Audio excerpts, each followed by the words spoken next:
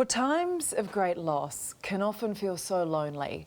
Many people around you will have words of comfort, but they don't truly understand the grief.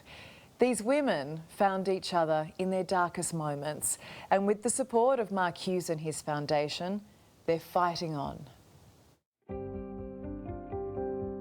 I sort of thought, oh, okay, well, let's get this taken out, let's move on. But it wasn't that easy. I sit in clinic every week and say to families that unfortunately there's not a lot more we can do, and I want that situation to change. To me, Mark Hughes is like the Mecca. He's like the, if anyone can do it, it's him. Something to eat, girls.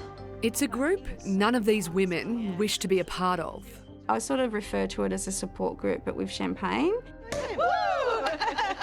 Supporting each other through grief, they've all lost their husbands to brain cancer. Beautiful husbands. Cheers. He started forgetting a few things. Nothing major, and he went to the doctors and they sent him off immediately, which I was quite surprised with, for a CAT scan. The CAT scan showed Bronwyn's husband Paul had a 4.5 centimetre growth in his brain. It was a grade 4 glioblastoma, one of the worst kinds of brain cancer. That meant absolutely nothing to me.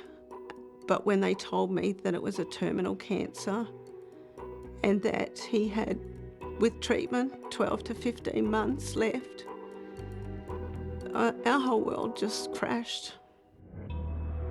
Bronwyn and Paul had to break the news to their 3 children, and as they struggled to navigate their new normal, a nurse from the Mark Hughes Foundation stepped in to help. She came up to me and it was like a light bulb. It was just amazing. Those girls are just incredible. And you just want to ask dumb questions, but you don't want to ask that to a specialist.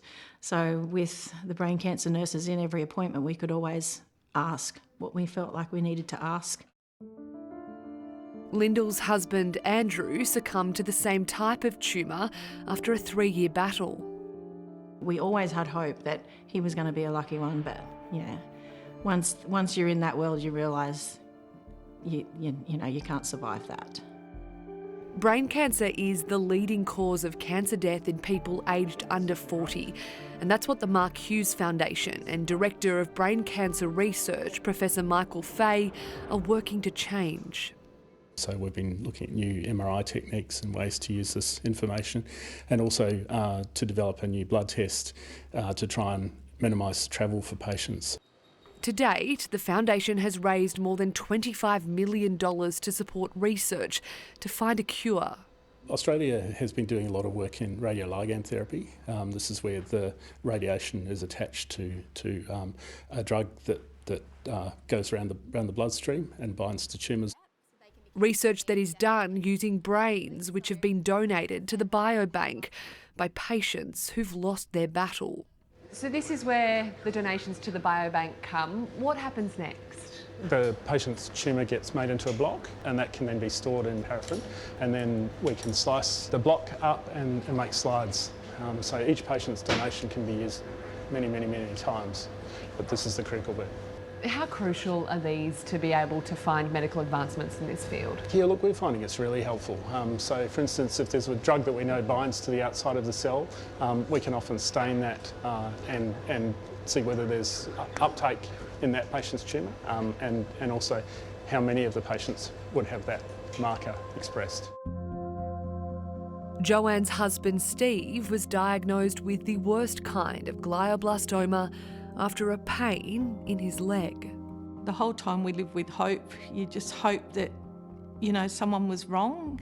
And I think that was my thing. I personally kept thinking, oh no, it's not as bad as what people are saying. Hope came in the form of the foundation's nurses who helped the couple through their darkest points. And that's when they came and held our hand, basically, and took the free-falling from us, which was beautiful. Steve decided after his passing he wanted his whole brain to be used for research. What does it mean to you to have Steve have given his whole brain to the biobank? I'm so proud of him. Yeah, very, very proud. I just think it's the best thing and he was a very giving person. And so for him to do that, I think that it was just such a huge thing. Karen's husband Richard also donated his brain after a 2-year battle, which he lost 9 months ago. He wanted to make sure he could help others. Last week was actually 3 years since Richard was diagnosed with glioblastoma. So that was a very tough day. But the girls were there. The girls all met through the Mark Hughes Foundation, forever bonded by each other's side now, where their husbands once were. They want others to join the fight and support the foundation's Beanie for Brain Cancer round of the NRL. And I'm having this great run at this, a run that not many people get. So I'm very grateful for that, and I'm going to keep running with the ball. A brain cancer survivor himself, Mark knows more than most they need a cure. And every beanie sold and every donation is just one step closer to that. There's so many people watching this now that are desperate for an answer. You know, I need an answer. There's so many out there that need the answer, and beanie by beanie, we're going to find that.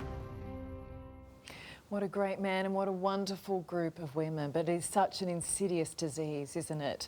So please support the Mark Hughes Foundation in its fight against brain cancer and get behind this great cause. And can I just say, guys, the purple beanie, I reckon it's my favourite colour yet. Love it.